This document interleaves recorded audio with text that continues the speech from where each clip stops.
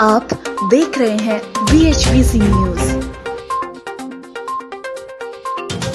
नमस्कार, स्वागत है आपका। मेरा नाम है विपिन विभाग। मेरे साथ मेरे सहयोगी सादाब रिजवी। धन्यवाद। अमेरिका से अवैध प्रवासी भारतीयों के डिपोर्टेशन यानी कि निर्वासन के मामले पर गुरुवार 6 फरवरी को विदेश मंत्री एस जयशंकर ने संसद में जवाब दिया। राज्यसभा में उन्होंने कहा कि यह कोई नई बात नहीं है, ऐसा सालों से होता आ रहा है। विदेश मंत्री एस जयशंकर ने कहा कि अंतर्राष्ट्रीय संबंधों में डिपोर्टेशन एक सामान्य प्रक्रिया है। यह सभी देशों की जिम्मेदारी है कि अगर उनका कोई नागरिक किसी देश में अवैध तरीके से रह रहा है तो उसको वापस ले। यह दुनिया भर के सभी देश स्वीकार कर चुके हैं। बिल्कुल। प्रत्यर्पण की यह कार्रवाई कोई नई नहीं है, यह सालों से चलती आ रही है। बिल्कुल। विदेश मंत्री ने इसके साथ ही साल 2009 से अब तक हर साल हुए डिपोर्टेशन के आंकड़े भी बताए। उनके द्वारा बताए गए आंकड़ों के मुताबिक पिछले 15 सालों में प्रत्येक साल 500 से लेकर 2000 तक अवैध प्रवासी भारतीयों को अमेरिका से डिपोर्ट किया गया। एस जयशंकर ने कहा कि अमेरिका से हम संपर्क में हैं कि किसी भी डिपोर्टेड भारतीय के साथ दुर्व्यवहार न हो। भारत सरकार ने कहा है कि जो भी लोग वापस आ रहे हैं उनके साथ किसी भी तरीके से अमानवीय व्यवहार ना हो। बिल्कुल। काउंसलर एक्सेस ने जो बताया है उसकी बात आप कह रहे होंगे। बिल्कुल बिल्कुल बिल्कुल। तो काउंसलर एक्सेस का बेबाकजी तभी दिया जा सकता है जब भारतीय नागरिक इसके लिए मंजूरी दें जी। और एक चीज मैं आपको ये बता दूं कि विदेश मंत्री एस जयशंकर ने बड़ी बेबाकी से एक बात कही है कि ये प्रक्रिया कोई नई प्रक्रिया नहीं है जी। पिछले 15 सालों में भी ऐसी प्रक्रिया रही है कि 500,000 लोग 2000 तक लोग आते रहे हैं। लेकिन माननीय विदेश मंत्री ये भूल गए कि जो पहली बार इतिहास में, ये नहीं कि देश आजाद होने से लेकर अब तक, इतिहास में पहली बार ऐसा डिपोर्टेशन ये सामने आया है भारतीय जनता पार्टी के कार्यकाल में जी। 2014 से पहले कितने डिपोर्टेशन हुए, आज तक कोई ऐसी तस्वीर अगर हो तो मैं चैलेंज करता हूं विदेश मंत्री को वो दिखा दें कि जिनके पैरों में बेड़ियां डली हुई हो, जिनको जंजीरों से बांध कर रखा गया हो और आतंकवादियों से भी बुरा सलूक करते हुए उनको डिपोर्ट किया गया हो।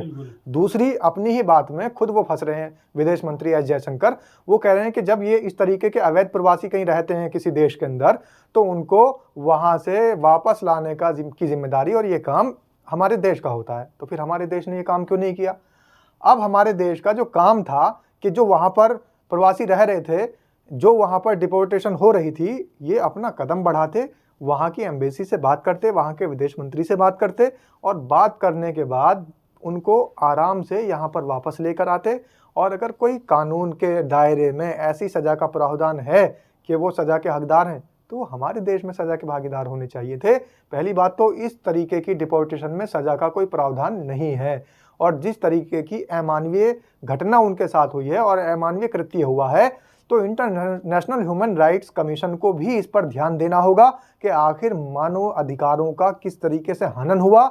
और हमारे देश के, बल्कि विभाग जी एक और मैं आपको मोस्टली यहाँ पर इंपॉर्टेंट बात बता दूं कि और जो देश हैं वो तो इस पर आवाज उठा रहे हैं कि ये मानवाधिकारों का हनन है, लेकिन हमारे देश के विदेश मंत्री को ये कहते शर्म नहीं आ रही है कि नहीं जो कुछ हुआ सही हुआ। अगर विदेश मंत्री के बेटे और विदेश मंत्री के रिश्तेदार भी इस तरीके से डिपोर्ट किए गए होते या सरकार में जो सत्ताधारी पार्टी है उनके मंत्रियों के और उनकी पार्टी के लोग अगर डिपोर्ट इस तरीके से किए गए होते, जैसे आतंकियों के साथ में जिस तरीके का व्यवहार किया जाता है, इस तरीके का अमानवीय व्यवहार करके उनको डिपोर्ट किया होता तो क्या तब भी ये कहते कि सही हुआ जी? लोग अब दबी जुबान से ये भी कहने लगे हैं कि वहां पर अडानी का कोई ना कोई पेच फंसा हुआ है, इसलिए सरकार दबाव में है। देखिए, सरकार तो ये शुरू से ही दबाव में है, इसमें कोई कहने वाली बात नहीं है। आपके कहने से जनता नहीं समझ रही है, जनता जानती है। जब हिंडनबर्ग की रिपोर्ट आई थी उस समय से लेकर दूसरी रिपोर्ट जब आई उस समय से लेकर अब तीसरा जब वहां से वारंट जारी हुआ तब भी जनता देख रही थी और जनता समझ चुकी थी कि आखिर हमारे देश में चल क्या रहा है। और हमारे प्रधान सेवक जो विदेशों में जाते थे और वाहवाही लूटते थे कि हम विदेशों में अपने देश से संबंध मजबूत कर करके आ रहे हैं और विदेशी यात्रा इसलिए कर रहे हैं कि विश्व गुरु बनाना है और देश का डंका बजाना है। तो ये देश का डंका जो बज रहा है ये सबके सामने है। देश का डंका ऐसा बजा करके आए हैं कि देश के हमारे नागरिक आज बेड़ियों में जकड़े हुए और आतंकवादियों की तरीके से वहां से फेंक दिए जा रहे हैं। वापस नहीं भेजे जा रहे हैं, फेंक दिए जा रहे हैं। वापस भेजा जाता है किसी को तो ससम्मान भेजा जाता है, ये फेंक दिए गए हैं। और जैसे ही अमेरिका से ये लोग फेंके गए हैं, ऐसे ही डंका बजाने के साथ साथ हमारे प्रधानमंत्री ये भी दावा करते हैं कि उनकी मित्रता ट्रंप जी से पुरानी है। तो फिर अगर एक मित्र ऐसा कर रहा है तो दुश्मन क्या करेंगे? अगर मित्रता में ये हाल है तो दुश्मनी में क्या हाल होगा? शत्रु किस तरीके का हाल करेंगे? वो बात अलग है कि आप शत्रुओं के यहाँ बिरयानी खाकर आते हैं, लोगों को दिखाते हैं कि हमारा शत्रु है पाकिस्तान, लेकिन आपके जो दिखावे के मित्र हैं वो आपके साथ क्या हाल कर रहे हैं?